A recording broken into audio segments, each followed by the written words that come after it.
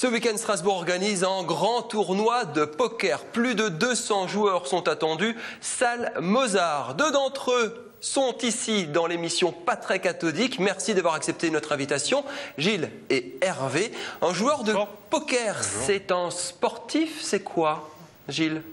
Alors le poker est malheureusement encore considéré comme un jeu de hasard en France. Malheureusement ? Et bien on dit bien malheureusement parce qu'effectivement c'est un vrai sport. Avec la première des qualités d'un joueur de poker est d'avoir une bonne condition physique et beaucoup de concentration. Donc et puis avec toutes les sensations. Et puis il y a un aspect compétition aussi qui est notamment dans le poker de tournoi comme se déroule ce week-end.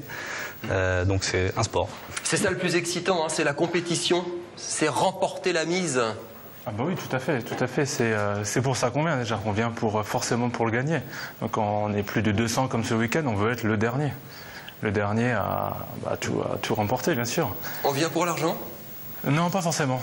Non, pas forcément. On vient pour le plaisir, essentiellement, parce que c'est quand même très excitant. Ça donne beaucoup d'adrénaline de prendre des mauvais coups, de gagner des gros coups. Alors je vous pose la question que tout le monde se pose. On gagne beaucoup, on perd beaucoup, comme ça c'est fait ? Qui veut répondre ? Il n'y a pas de limite. On pourrait dire ça comme ça. Ça dépend de ses moyens, ça dépend de ses envies, mais il n'y a pas de limite. Après, il faut pouvoir concilier, enfin faire en sorte que ça reste un loisir en fait, hein, et puis gérer tout ça puis gérer ça bien en fait. Dans le tournoi demain à Strasbourg, je peux pas venir avec 100 000 € sur la table, si ? Non, le tournoi est un tournoi free roll qui est organisé. On n'a pas le droit de jouer de l'argent en France. Donc il y a des règles quand même très établies. On peut jouer de l'argent dans certains lieux, comme des cercles de jeux ou des casinos, mais par exemple à Strasbourg, dans la salle Mozart, c'est un tournoi totalement gratuit. Il y a des codes dans le poker.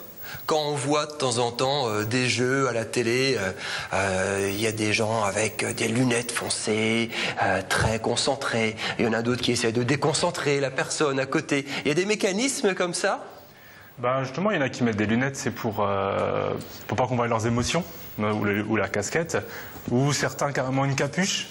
Une capuche pour qu'on ne voit strictement rien. Ou d'autres parlent énormément pour essayer de vous soutirer des informations, vous déconcentrer aussi. Tout ça fait partie du jeu et du folklore du poker. C'est de la physionomie, ça. Il y a une grosse partie de la technique du poker est composée de ce qu'on appelle les tells. En fait, c'est de repérer les habitudes, les petites manies, les petites manies qui trahiront éventuellement votre jeu, votre bon ou votre mauvais jeu, etc. Le poker sur Internet, c'est fun, c'est bien, c'est rigolo, ça passe le temps. C'est un loisir qui passe le temps. Ça ne vaut 1000 fois pas le poker live entre amis où il y a la rigolade, on discute de tout et de rien, pas que de poker. Hein. C'est un coup se passe, les deux qui jouent pas racontent leur vie ou discutent du match de foot ou je sais pas, autre chose. Alors que sur Internet, on est très souvent devant son ordinateur, voir la télé en fond, qui n'est pas la meilleure chose pour la concentration. Donc rien ne vaut le live Et on rappelle que c'est quand même un jeu d'argent où on peut perdre, parce que sur Internet, on a plus l'occasion ou la malchance de perdre parce qu'on se laisse aller, il n'y a pas les barrières que vous disiez avant, ce genre de choses en tournoi par exemple. Est-ce que c'est le genre de choses que vous pourriez déconseiller à des personnes qui sont fragiles ?